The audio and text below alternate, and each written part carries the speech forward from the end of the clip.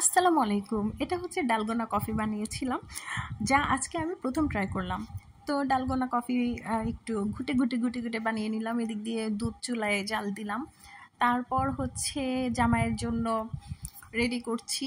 তো অল্প একটু কফি একটু কাপে নিয়ে নিয়েছি। এখন একটু দুধ দিয়ে তারপর আবার একটু কফি দিয়ে তারপর আমি ভেবেছিলাম যে ব্লেন্ড করব। তবে দেখলাম যে না, ওই কফিটুকুই আবার ভেসে আসছে। তারপর আবারও কিছুক্ষণ পর আবারও একটু কফি দিয়ে আবারও ব্লেন্ড করে নিচ্ছিলাম। তো যাই হোক, ব্লেন্ড করে আবার আর একটু কফি মেশাতে গিয়ে একটু কফি সাইডে পড়ে গিয়েছিল, যেটা আমি পরিষ্কার করে নিয়েছিলাম পরবর্তীতে। তো আমার আশেপাশে চুলার এই অবস্থা, তেল ছিটে ছিটে আছে। কারণ হচ্ছে আমি কিছুক্ষণ আগেই রান্নাবান্না করে খাওয়া দাওয়া শেষ করেছি, এখনও চুলা পরিষ্কার করিনি, তার জন্য। তো এই যে আমার কফি ব্লেন্ড করা শেষ। এখন উপরে একটু কফি ছিটিয়ে একটু ডেকোরেশন করে নিলাম জামাইকে দেওয়ার জন্য।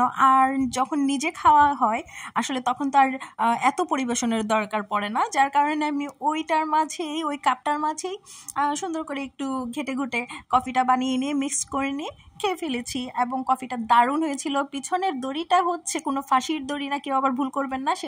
সেটার মাঝে আমি বাবুর জন্য দোলনা টানাই। সবাই ভালো থাকবেন, আল্লাহ হাফেজ।